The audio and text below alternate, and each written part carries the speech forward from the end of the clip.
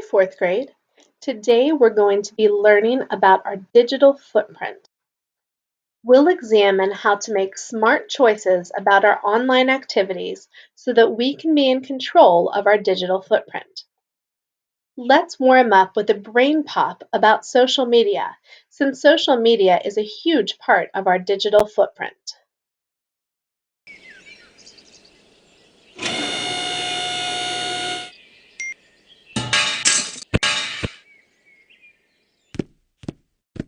Gah!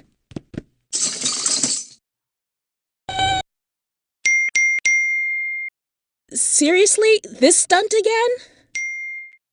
Dear Nat and Moby, I'm on social media 24/7. How did anyone survive before it was around? Let me know, Stacy. It's hard to imagine going an hour without social media, for some of us anyway. Sharing selfies, sending silly gifts, those never ending group chats, and of course, making sure everyone is updated on our current status. These apps and websites make it easy to stay connected with friends. I turn to my social networks whenever I need some extra TLC or support, and to check in with folks who are into the same stuff as I am. No matter how unusual your hobbies and interests are, you can find a group for it. They're great for exploring different sides of your personality.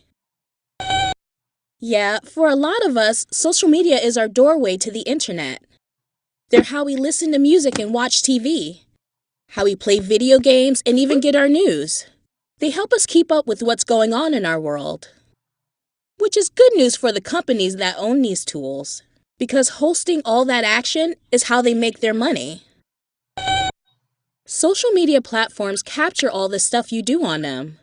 Every post, comment, and reaction you share is turned into content. That's anything other people might be interested in checking out. If social media were a magazine, your posts would be the articles. If it were television, they would be the shows you watch. These companies generate income by sticking ads in the middle of that stuff. Except instead of paying journalists and actors to create content, social media gets the people using it to do all the work. Sure, you receive something in return. You get to use all the fun features a social network offers. But as you do, you're telling them a lot about yourself. What you're listening to, watching, reading, and buying. This is all valuable data for the network. They use it to target you with ads that might appeal to you. Companies pay top dollar to advertise to people who have shown an interest in what they're selling. To the social network, your attention is the product. And advertisers are their main customers. There's nothing wrong with trying to stand out from the crowd, but you need to be careful about oversharing. That's when you post stuff that should probably remain private. It might not seem like such a big deal in the moment, but remember, once you hit send, that message is no longer yours. It's owned by the platform, and all they see is more juicy content. Posts are nearly impossible to take back even if you delete them. They live on forever in other people's feeds and profiles. Even on platforms that delete old content, it's hard to make anything truly disappear. Anyone can screenshot your post and share them later on. That's why showing good judgment is essential. The best advice is always to stop and think before hitting send. Are you comfortable with anyone being able to see your posts? And do you really want it to be out there forever? Follow these tips, and social media can be fun, helpful, and safe. But remember, there's a lot more to life than what's going on online. So be sure to take a break, put down your phone, and... Wow. After today's lesson, you will take a quiz to show what you know. Pay careful attention in our discussions in this video to learn the definition of digital footprint and be able to identify the online activities that contribute to it, to show the ways that you are in control of your digital footprint and the ways that you're not in control, and also to understand the responsibilities you have for your own digital footprint and for others. Take a look at this image. What do you notice about it? What can you infer about the animal that left this? You might notice that it appears to be a paw print, so you could infer that the animal has paws. You might also infer that it walked on land or that it had claws. Let's make some deeper inferences about the animal's life based on those facts. For example, what do you think the animal ate? What did it look like? An inference is an educated guess you make based on evidence. Based on the claw marks, we could infer that this animal probably ate meat, so it's likely a carnivore or an omnivore. Let's look at this image. What do you notice about it? And what can you infer about this animal? In this image, I see a head and a long body. Something else I notice is that this image shows a fossil. Fossils are parts of an animal that are saved and preserved in the earth for millions of years. Both of these images are examples of how animals leave imprints on their world, even after they're gone. We can learn things about animals based on those imprints. In some cases, like with fossils, those imprints last forever. What about humans? What imprints do we leave on the world? Well, obviously, we leave our bones behind and our footprints, but we also leave behind things we make, like buildings and houses and other creations. In addition to the physical footprints we leave on the earth, we also leave footprints when we're online. And that footprint, just like a fossil, can tell a lot about us and can last for a long, long time. This is called a digital footprint, and it is a record of what we do online, including the sites we visit and the things we post. It can also include things that others post, like pictures of us or comments about us. Not everything in our digital footprint is under our control. Let's talk about a girl named Camilla. She likes to spend a lot of time online. So we're going to look at some of her activities and decide what we can infer about Camilla based on those activities. And we're also going to decide whether she is in control or not of her posting and of this digital footprint she's leaving behind. For the first example, Camilla appears in a video of the school play that her parents post on a video sharing site. If you saw it, what might it tell you about Camilla? Well, you might think that she enjoys acting. You also could infer that she's close to her family, since they went and watched the play.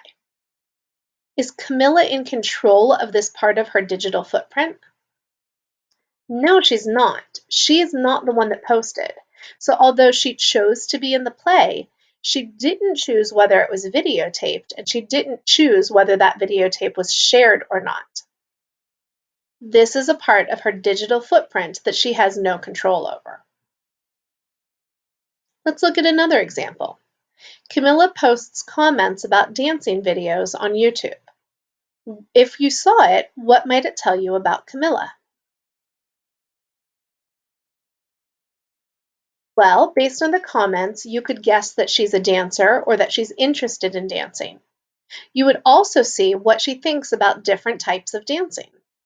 Is Camilla in control of this posting? Yes, this is part of her digital footprint that she does control because she posted the comments and she could have chosen not to post. Let's look at a few more examples. Camilla creates a long wish list of things she wants for her birthday on her parents' online shopping account. If you saw it, what might it tell you about Camilla?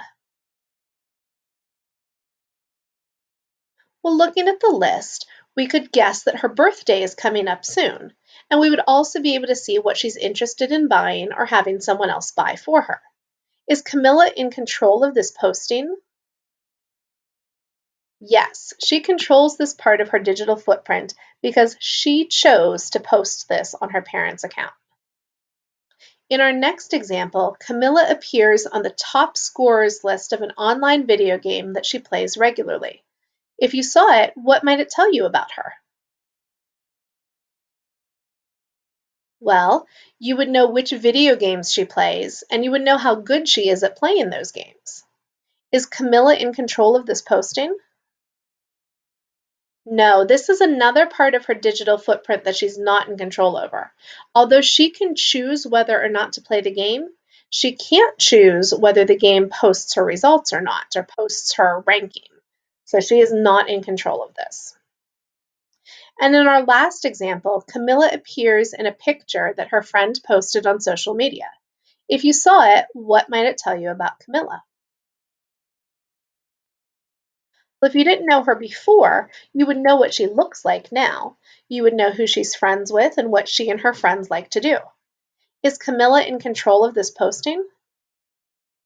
No, she's not. This is another part of her digital footprint that she did not control. I hope that her friend is a kind friend and asked permission before posting about Camilla, but we can't control that. You can't control what other people say about you or what pictures they put up of you.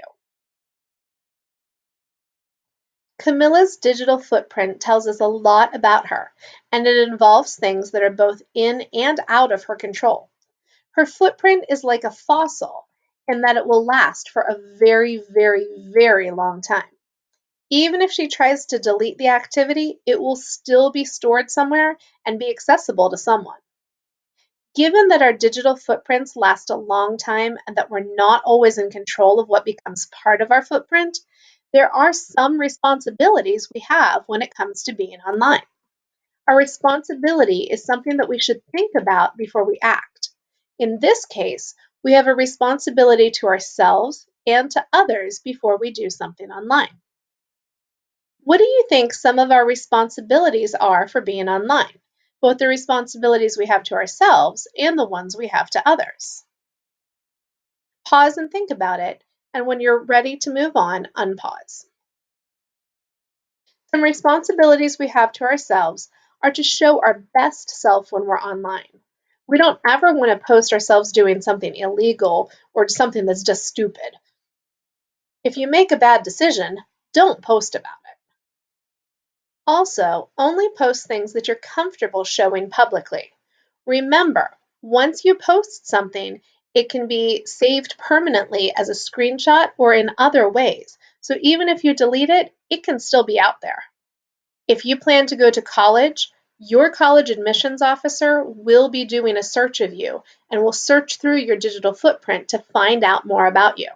The same goes for when you're applying for a job. Your future boss will be looking for those things too. If the decision comes down between you and someone else, and those people see that you post mean things or inappropriate things, they're not going to hire you or let you into that college. They're going to go with the other option, the other person. Another responsibility to ourselves is to protect our private information. We talked a lot about that as third graders. Let's think about our responsibilities to others. One would be to get permission before posting a pic of someone or tagging them in a post. If you post a picture of your friend that your friend doesn't want others to see, or that your friend's parents don't want others to see, you could really ruin a relationship with them. The kind thing to do is to ask before posting about your friend. Another responsibility to others is to treat them online how you would want to be treated. And finally, just like we don't share our own personal information, we don't share the personal information of others. It's important to remember that we define who we are, and our digital footprint should reflect that. Now it's time to show what you know. Click on the blue Take the Quiz button below the video. Answer the questions and click the blue Submit button. Check your score. If you earned 9 out of 9 points, you're done. If you earned less than 9 points, look at what questions you missed and try again. You can rewatch the video if you need to or fast forward to certain parts of it. You have 3 tries to earn all 9 points.